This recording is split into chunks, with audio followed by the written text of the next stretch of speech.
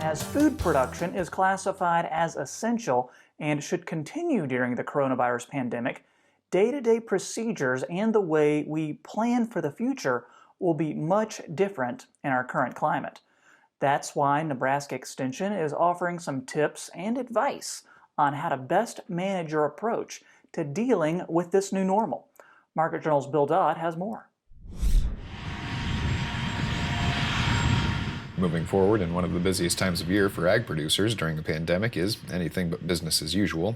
This situation will inevitably require that agricultural professionals will now have to carefully consider exactly how COVID-19 could impact their operations on a daily basis and even into the future. One of the most important things we need to keep in mind is what we already know of how the disease is transmitted from host to host. The best way to do that is to stay informed on the ever-changing updates to guidelines set by health professionals. CDC is really probably the primary place to go get information about how to protect yourself. There's a lot of state and local information that's becoming available. A lot of local health departments are putting in specific guidelines for areas, and it's important to check in with them to make sure that in the particular area you live in, that you're following the recommendations that are appropriate for the area. There's lots of variability in how this outbreak is affecting people. We can see that from watching the news.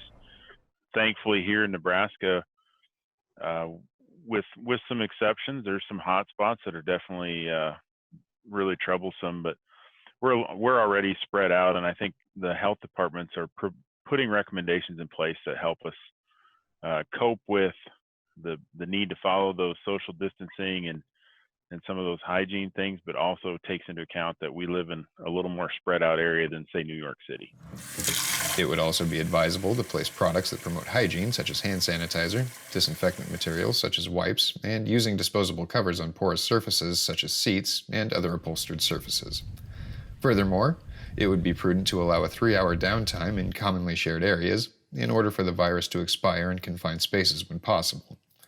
Above all, it's important to do your best at keeping high-touch areas as clean as humanly possible. The reason it's important to clean those things is because the research that's out there right now is showing that the coronavirus that causes COVID-19 can survive on non-porous surfaces for quite a long time, and even some porous surfaces like cardboard. So it can survive on plastic for probably 3+ days is what the data is looking like right now. On wood and metal, maybe even a little bit longer than that. But in general, it survives quite well in the environment for a period of time. So the idea with cleaning high-touch surfaces is that if a particular individual is shedding, that we're going to shut that transmission to the next operator or user of that tool or piece of equipment or whatever down. Some surfaces are almost impossible to clean. For instance, like a seat.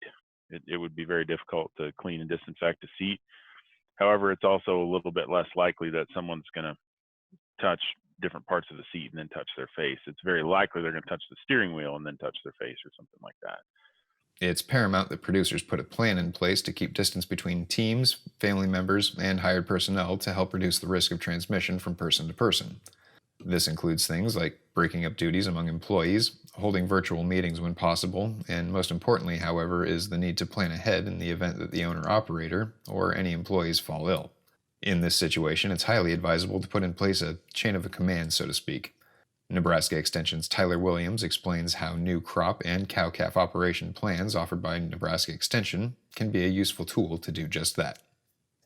Sometimes things change between when you make that plan and when it actually happens. So if you think like the first person you had planned might either one, be sick themselves, or two, might just have too much on their plate to take on any more land or any other responsibilities. And so that might go down to the next person in line that may have the time to do that, for whatever circumstances that might be thrown their way. So thinking about at least a couple options sort of kind of covers some of the scenarios that are always possible out there.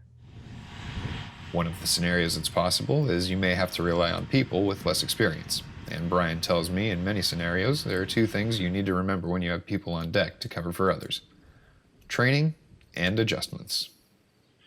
One, you might have to train that person to some extent. We used an example of a feed truck driver, right? Driving a feed truck in a feed lot is It requires a great deal of precision. Those folks have to deliver feed very accurately. They have to spread it out in the bunk well, and they have to be on time.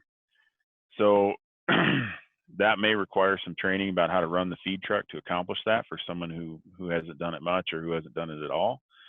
And it may also warrant a little bit of modification of how cattle get fed to make sure that if they do make a mistake, it's not as big of a deal. So changes in the diet might be, they don't have to be big, but maybe just to compensate for someone who doesn't have as much experience.